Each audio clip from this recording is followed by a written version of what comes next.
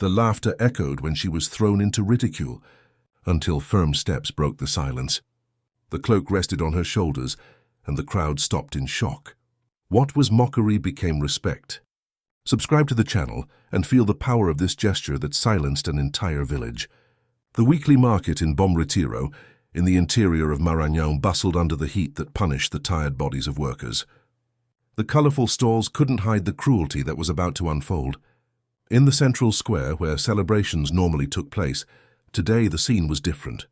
A cluster of people surrounded the bandstand, where an old wooden chair sheltered Iracema Soares.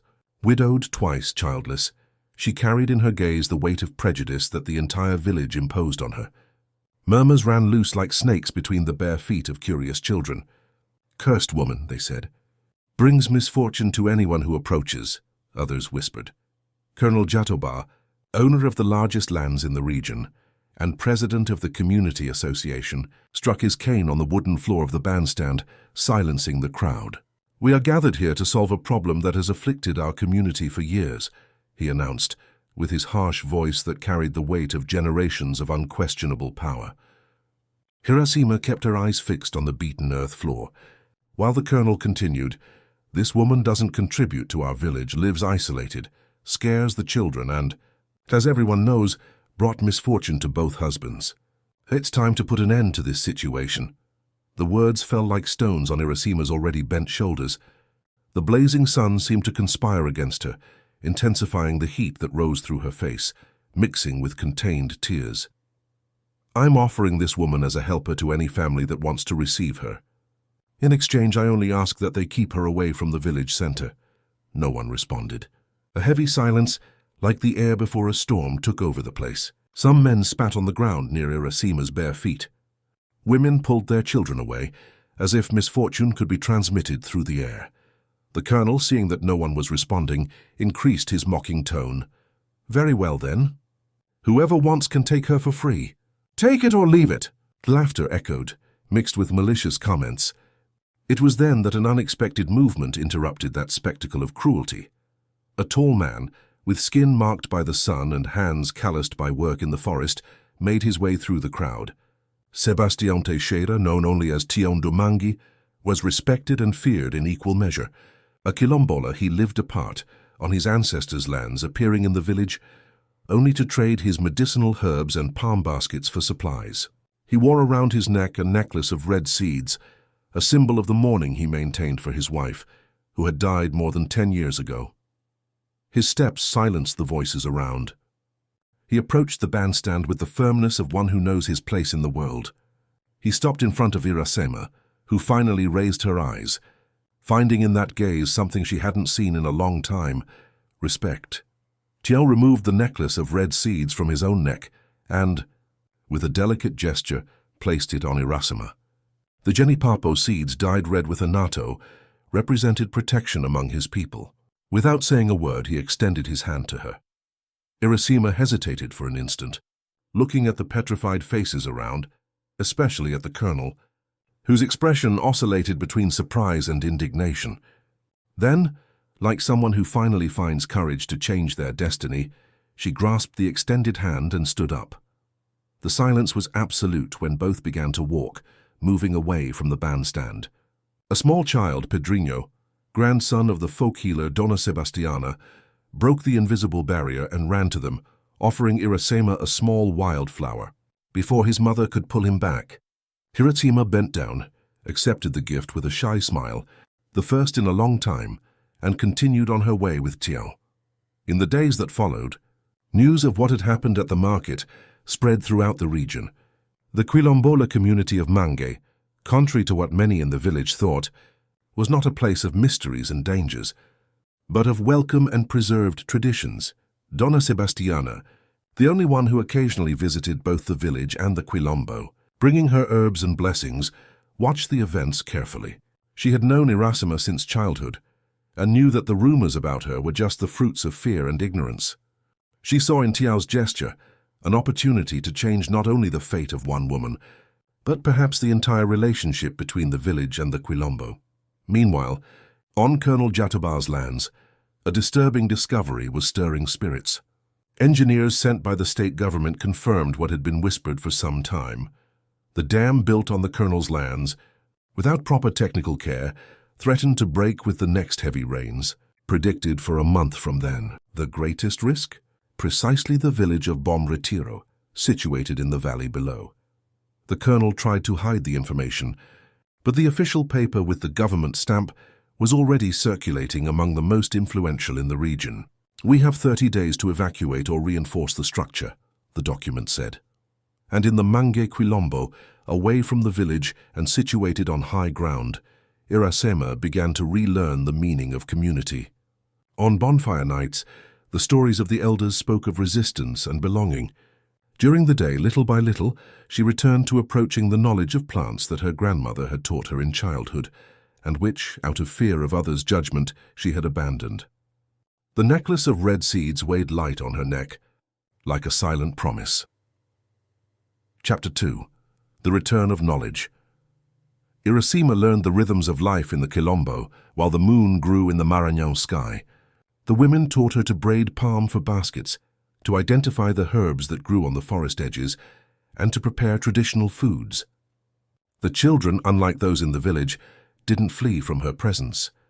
On the contrary, they approached curiously, especially little Janaína, only 5 years old, Tiao's granddaughter, who had lost her mother at birth. The girl with big, curious eyes followed Iracema like a shadow, observing her every movement with silent attention. One afternoon, while Iracema was picking lemon balm leaves in the community garden, she felt the weight of the child's gaze. "Do you want to learn?" she asked, extending a small handful of leaves. The girl approached cautiously and accepted. It was in that instant that something collapsed inside Iracema, as if an invisible wall she herself had built around her heart began to crumble. Janaína smiled, revealing the gap of her missing front teeth, and Iracema felt after so long that she was still capable of loving. "My grandfather said you know how to talk to plants," the girl commented, while rubbing a leaf between her fingers to smell its aroma. "Did he really say that?" Iracema asked, surprised. It was the first time she had heard anything about what Tiao thought of her. The girl nodded seriously. "He said you have hands that know how to heal but forgot how." The simplicity of that observation hit Iracema like a revelation. It was true. Her grandmother, a midwife and plant expert, had passed on knowledge that, out of fear and shame, had been buried under layers of isolation. On the same day, while the sun was beginning to set, Tiao returned from a meeting with the Quilombo elders, carrying worrying news. He called Iracema to talk near the large mango tree that shaded the center of the community. It was the first time they had been truly alone since the day of the market. "Jatoba's dam is threatening to break," he said, with his deep, measured voice. "The heavy rains that are coming may be the trigger. If that happens, the entire village will be swept away by the waters." Iracema felt a shiver run down her spine. Despite everything she had suffered in Bom Retiro, she couldn't imagine those people, even those who despised her, facing such tragedy. "And do they know this?" she asked with a trembling voice. Tiao nodded. "The colonel knows. He received the official warning, but is hiding it from most people. Only those closest to him were told to leave the village in the coming weeks." The injustice of that situation made Iracema clench her fists.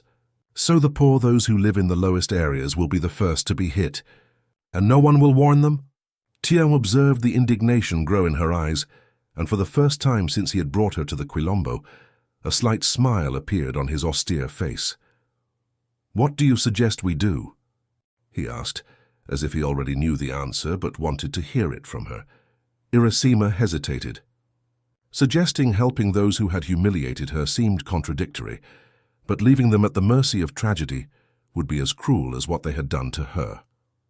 "We need to warn them. We have to find a way to evacuate them before it's too late." Tiao agreed with a solemn gesture. "The elders think the same. Tomorrow Donna Sebastiana will come to the Quilombo. She is respected in the village and can help us plan." During the night, Iracema's sleep was restless. Old dreams mixed with new fears. She saw water rising, swallowing houses, carrying people away. She woke startled by Janaína's gentle touch on her arm. The girl had snuck into her hut. "I had a bad dream," the little one confessed. Without thinking twice, Erythema made space on her mat and welcomed the child, who soon fell asleep peacefully in her arms. For a moment she contemplated that innocent trust. How could someone so small trust so much in someone she barely knew? And more surprisingly, how could she herself, after so many years of isolation, open up again to this kind of connection? The next morning, Donna Sebastiana arrived early at the Quilombo, bringing even more alarming news. The rain forecast had been moved up. They didn't have a month anymore, but only 2 weeks. The colonel started removing his valuable belongings from the big house, the folk healer reported, while they shared an herbal infusion in the center of the community. He sent his family to the capital and spread word that it was just a business trip. The Quilombo elders, Tiao and Iracema, gathered to decide what to do. The plan was risky. They would need to alert the residents of Bom Retiro without causing panic and without directly confronting the colonel and his henchmen, who could react with violence to maintain control of the situation.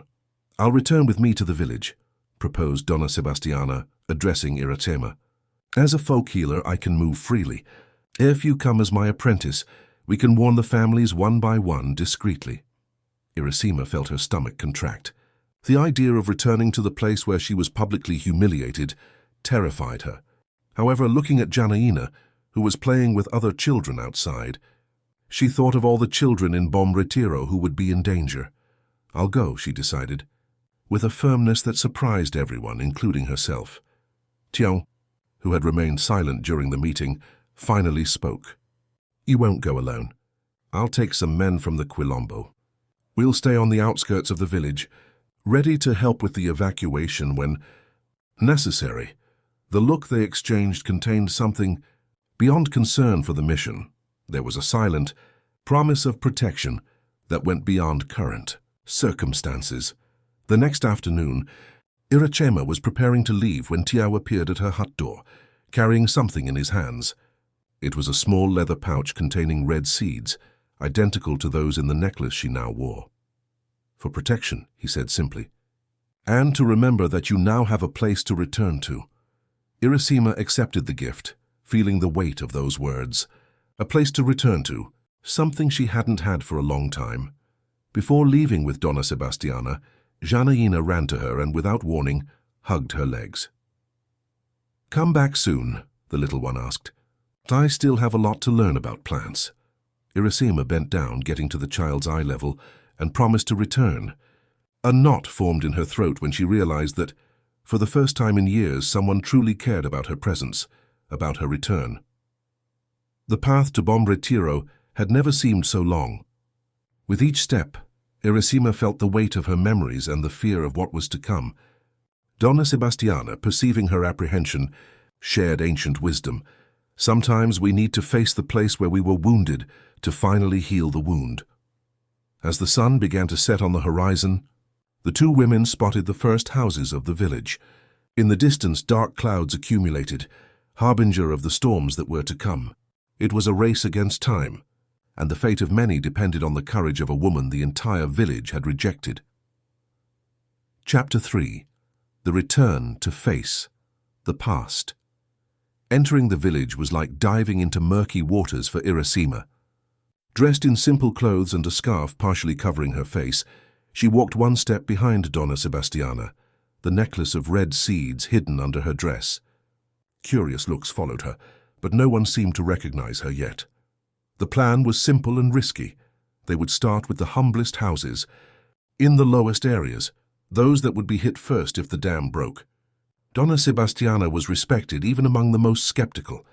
Her hands had brought many children into the world, and her teas had relieved many pains. This would give them entry into homes without raising suspicion. The first visit was to the Silva family, where a child was suffering from fever. While the folk healer attended to the little one, Iracema prepared the herbs, keeping silent. Upon leaving, Donna Sebastiana let slip casually, "The rains are coming strong this year. The colonel's dam won't hold. It would be prudent to visit relatives on high ground in the coming weeks." They continued this way, house by house, planting the seed of concern, guiding without causing panic. Most listened attentively, some with skepticism, but the folk healer's reputation made her words at least be considered. On the third day, When they had already visited more than 20 families, the inevitable happened. At the house of Widow Conceição, who sold cakes at the market, Iracema was recognized. "Aren't you that woman who was taken by the Quilombo man?" the widow asked, narrowing her eyes. Iracema's heart raced. Donna Sebastiana quickly intervened. "She's my apprentice now. She knows herbs better than anyone." Conceição seemed suspicious, but necessity spoke louder. Her youngest son suffered from a persistent cough. "If you can help him, I don't care who you are or where you came from," she finally said. While preparing a guaco syrup with honey, Iracema noticed the boy's curious look at her hands. "You're not cursed," he whispered, like someone making an important discovery. "Your fingers are warm." Those simple words, coming from a child who didn't carry adults' prejudices, touched Iracema deeply. Upon leaving, news of her return was already beginning to circulate. Reactions were mixed.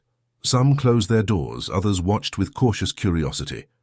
It was when they spotted Colonel Jatoba and his henchmen in the central square. Iracema instinctively lowered her head, but it was too late. He had already noticed them. Well, if it isn't old Sebastiana and her helper," he said, approaching with determined steps. His voice carried a tone of poorly disguised threat. "What brings you to the village so frequently lately?" Donna Sebastiana, with the wisdom of one who had lived through many storms, was not intimidated. "The craft of healing doesn't choose days, Colonel. And children need care, especially with this changing weather." The colonel looked at the sky, where dark clouds were accumulating. "Speaking of weather, they're spreading rumors about my dam." "Nonsense, of course. Construction solid as rock." His look, however, betrayed concern. "If I find out who's been scaring people with lies, that person will regret it bitterly." The warning was as clear as water. When he moved away, Donna Sebastiana whispered, "We need to hurry. He's suspicious and time is running out." Back at the house where they were staying on the village outskirts, they found a message left by one of the Quilombo men who was discreetly watching the surroundings.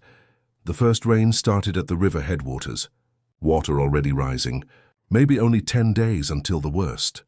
The deadline was shrinking along with hopes. It was then that Iracema had an idea. Sunday's market. Everyone will be there. We can use the occasion to speak with many families at once. It was risky, but time was scarce. The next morning, while helping a family whose baby suffered from colic, Iracema was surprised by the abrupt entrance of the colonel's eldest son, Augusto Jatoba. Tall like his father, but with colder eyes, he stared at her with contempt. "So the rumors are true. The witch has returned." Donna Sebastiana tried to intervene, but he raised his hand, silencing her. "My father is curious about what they're saying around here, especially about a certain dam." The tension was palpable. The baby's mother, sensing danger, hugged her son tightly. Iracema felt the necklace of red seeds warm against her skin, not by magic, but by the heat of her own body reacting to fear. "I don't know what you're talking about," she replied, keeping her voice firm. "I just came to help Donna Sebastiana with the medicines." Augusto approached threateningly. "You know my father was very generous letting you leave, but now you return spreading lies that could harm our business. This won't go like this." Before the situation could worsen, they heard screams from the street. A woman ran in. "The river! The river is rising faster than normal. It's already reached Soze's plantation." Augusto left hastily, but not without casting one last threatening look at Iracema. This isn't over. The news got worse by the hour. The rains at the headwaters were the strongest in decades. The river level was rising, and the dam showed the first signs of weakness, small leaks that the colonel's employees tried to hide. At the folk healer's house, Iracema, Donna Sebastiana, and 2 Quilombo men discussed what to do. "We don't have time for subtleties anymore," declared one of them. "The water is already reaching the low lands. So in 2 or 3 days, if the rains continue like this, the dam won't hold." It was at that moment that Tio appeared, soaked by the rain that now fell incessantly. His eyes met Iracema's before he even spoke. "I brought more men from the Quilombo. They're preparing shelters on high ground. We need to start evacuating families now, with or without the colonel's permission." The decision was unanimous. They would use the next day's market, despite the rain, to organize the evacuation. It was the only moment when they could gather a large part of the community. The plan was risky. The colonel and his men would certainly intervene, but there was no alternative. That night, while rain lashed the small house's roof, Irachema and Tio had their first moment truly alone since arriving at the village. "Why are you doing this?" she finally asked, voicing the question that had tormented her since the day he took her from the square. "Why did you risk everything for me, stranger, and now risk again for people who never showed anything but contempt for your people?" Tiao remained silent for a few moments, as if carefully choosing his words. "My people believe we are all part of the same river, even when the waters seem separated." He touched the necklace of seeds she wore. "When I saw what they did to you that day, I didn't see a stranger. I saw someone whose suffering reflected that of many of mine. And now I don't see strangers in this village, just people who, like everyone, deserve the chance to survive." The simplicity and depth of those words enveloped Irasima like a blanket on a cold night. Without realizing it, their hands approached, fingers intertwining in a gesture as natural as the rain falling outside. The morning brought with it an alarming scenario. The sky, heavy with dark clouds, seemed to press down on the village. The river, normally gentle, roared nearby. Even so, the market began to organize, the need for commerce speaking louder than fear. It was when Irachema and Donna Sebastiana, accompanied by Tiao and his men, arrived at the central square.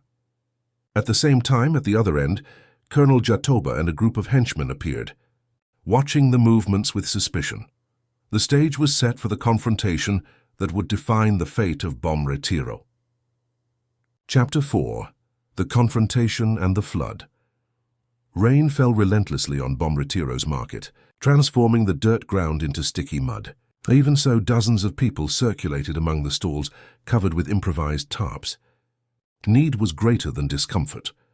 In the center of the square, the same bandstand where Irasima had been humiliated now served as the stage for her return. Beside her, Donna Sebastiana, respected by all. Behind her, Tiao and 5 more Quilombo men, all with grave expressions. On the other side, Colonel Jatoba and his henchmen watched, still not interfering but visibly tense. The murmur ran quickly among those present. "It's her, the woman who was taken by the Quilombola. They say she returned as a healer. What do they want here?" Donna Sebastiana was the first to speak, her voice firm despite her advanced age. "People of Bom Retiro, I come with an urgent warning. The dam on the colonel's lands is about to break. We have no more than 2 days, maybe less if the rains continue." A buzz ran through the crowd.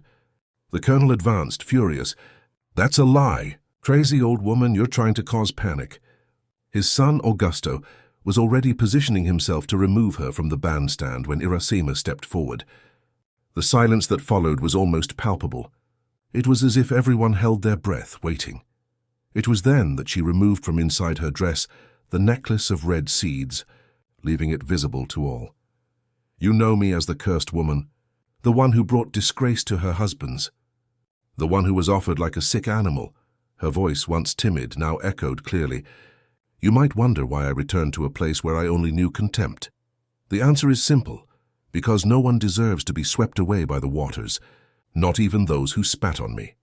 Thunder cut through the sky, as if nature itself underlined her words. "We have shelters prepared on the Quilombo's high ground. We have food and medicine. We have a way to save everyone if you act now."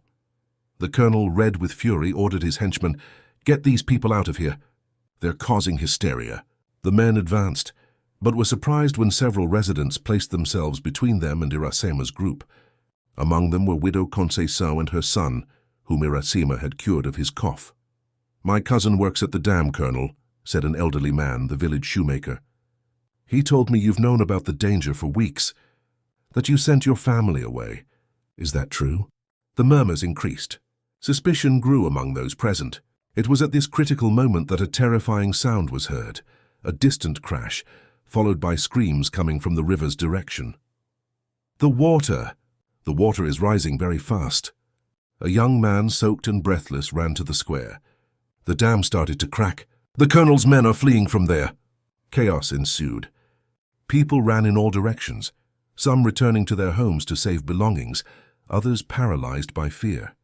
The colonel and his men took advantage of the confusion to try to escape, heading for the vehicles parked near the big house. It was when Irasema, in an impulse that surprised even herself, climbed onto the bandstand and shouted with all her might, "Stop! If you run aimlessly, many will die." Her voice, loaded with an authority no one imagined she possessed, cut through the panic like a knife. People stopped, turning their gazes to her. "We have a plan. We have a safe path to high ground. But we need order." Tian climbed beside her, his imposing presence reinforcing the message. "Children and elderly first. Take only the essentials. Our men know the paths that won't be hit by the flood." For a miraculous instant, order began to establish itself. Families organized, elderly were supported, children gathered. Donna Sebastiana coordinated which essential medicines should be taken. It was when a desperate scream cut through the scene. "My son! My boy is missing!" It was Maria do Carmo, mother of Tonico, a boy of only 4 years. "He was here. Did anyone see my son?" Panic threatened to return. Iracema quickly descended from the bandstand, approaching the desperate woman. "When did you last see him?" Between sobs, Maria explained that the boy was with her at the market, but disappeared during the confusion. "He's afraid of thunder. He always hides when there are storms." Iracema looked at the heavy sky, then at the river that was beginning to overflow in the lower areas. "I know where to look," she said, surprising everyone. "At the church. There's a space under the altar where children usually hide during masses." Tian grabbed her arm when she turned to leave. "The church is in the low part. The water must already be reaching there." The look they exchanged contained worry, determination, and something more, something that didn't need words. "Go with the others," Iracema replied. "Take them to higher ground. I'll find the boy and follow later." Before he could protest, she added, "Janaina needs you. Your granddaughter can't lose anyone else." Those words seemed to hit Tian like a punch to the chest. He knew she was right. His responsibility was to everyone, especially to the granddaughter who had already lost her mother. With a solemn gesture, he removed a second necklace of red seeds that he carried with him and placed it in her hands. "To double the protection," he said simply, while the evacuation organized, with Tian leading the climb up the safe trail and Donna Sebastiana caring for the weakest. Iracema ran in the opposite direction, toward the church that was already beginning to be surrounded by waters. The route, normally of just a few minutes, transformed into a fight against the current that grew. Rain intensified and thunder seemed increasingly close. Upon reaching the church, water already reached her knees. The heavy wooden doors were ajar, swaying in the strong wind. "Tonico!" she called, entering the partially flooded temple. "Tonico, are you there?" Silence was her initial response. Then a small sob, almost imperceptible, coming from behind the altar, exactly where she had predicted. Advancing with difficulty through the rising water, Iracema found the boy huddled, trembling with cold and fear. "Hi, Tonico," she said, with the gentlest voice she could manage. "Your mother is worried. Shall we find her?" The boy, recognizing her from the visits with Donna Sebastiana, extended his arms in a gesture of absolute trust. Iracema lifted him, feeling his small body tremble against her chest. "Hold tight to me," she instructed. "We'll have to walk in the water." When they left the church, the situation had worsened dramatically. Water now reached Iracema's waist, and the current made each step a challenge. With Tonico safe in her arms, she advanced slowly, seeking support from trees and posts. It was when she heard a sound that froze her blood, a deafening crash, followed by a growing roar. The dam had broken completely. Now it was a race against death. Iracema looked around, desperate. The path to the hills was blocked by the flood. Her only chance would be to reach the roof of some higher construction. The school. It was just a few meters away and had 2 floors. With strength renewed by desperation, she fought against the current, protecting Tonico with her body. When she finally reached the school building, water already reached her chest. With difficulty, she managed to open a window and enter, quickly climbing to the 2nd floor. From there, they could see the devastation approaching, a wall of water and mud swallowing everything in its path. "We'll be okay," she whispered to the boy, though she wasn't sure. "Your mother will find us." Embraced, the two witnessed nature's destructive force. Houses being dragged away, trees uprooted.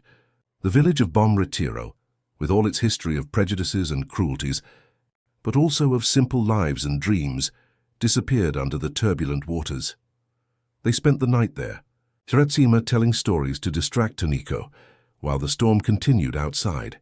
Occasionally, she looked at the 2 necklaces of red seeds she now carried, one on her neck, the other wrapped around her wrist. She didn't believe in superstitions, but found comfort in those symbols of belonging. The next morning, when the rain finally diminished and the waters began to slowly recede, they heard voices calling. They were Quilombo men in improvised canoes, led by Tiao searching for survivors. The reunion, between Toniko and his mother, in the safety of the Quilombo's high ground, was a moment of tears and gratitude that moved even the hardest hearts. Maria do Carmo, who before avoided Iracema like everyone else, now knelt before her, kissing her hands. "You saved my son. My entire life won't be enough to thank you." In the days that followed, the true dimension of the tragedy was revealed. Half the village had been destroyed. Miraculously, thanks to the organized evacuation, only 3 lives were lost. Ironically, one of them was the colonel, who, in trying to save his most valuable possessions, was surprised by the flood's force. His son Augusto, who managed to survive, disappeared after being accused of criminal negligence for knowing the dam's risks and doing nothing. The survivors, now sheltered in the Quilombo, began to reorganize their lives. Chapter 5. The New Beginning. One afternoon, while helping distribute food among the displaced families, Iracema felt a firm hand on her shoulder. It was Tiao with Janaína by his side. "The Council of Elders met," he said. "They decided to offer the highland for rebuilding the village. Together, Quilombolas and villagers side by side. The proposal was revolutionary. 2 communities that had always lived separately, now united by tragedy and the possibility of renewal. And they want you to lead the process," he completed, with a rare and precious smile. "The woman who returned to save those who rejected her." Iracema looked around, at the people who now treated her with respect, at Donna Sebastiana, who smiled proudly, at little Tonico playing with other children, without distinction between Quilombolas and villagers. Then her eyes met Tiao's. "We lead together," she replied, extending her hand. He accepted it, and their fingers intertwined naturally. That night, around the great bonfire that illuminated the Quilombo's center, stories were shared. Hiratima's who went from rejected to savior, Tiao's who saw beyond appearances, the villagers and Quilombos, who for so long lived with their backs to each other, and now discovered a new path. Years later, whoever visited New Bom Retiro, built on high ground, would find a prosperous and united community. In the center, a school where Quilombola children and those from the old village studied together. And leading everything, a woman who wore 2 necklaces of red seeds, one on her neck, the other on her wrist, and beside her, a man whose deep gaze spoke more than 1,000 words.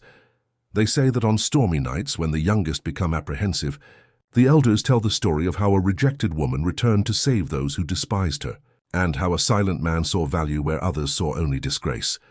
And they always end with the same lesson. She wasn't left over.